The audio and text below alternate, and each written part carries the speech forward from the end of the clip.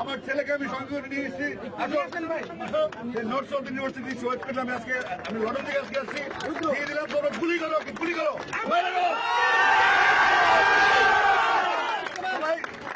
আজকে কোনো কথা নাই, শুধু অল আউট গেম, যে কোনো ভাবে দফা একটা দফা তুই কবে যাবি? শহীদ দিনে আমার সন্তান আবু সাইদ, আমার সন্তান আসিফ আকবরের সন্তান, আমার সন্তান রক্তেই মাটি ভিজেছে।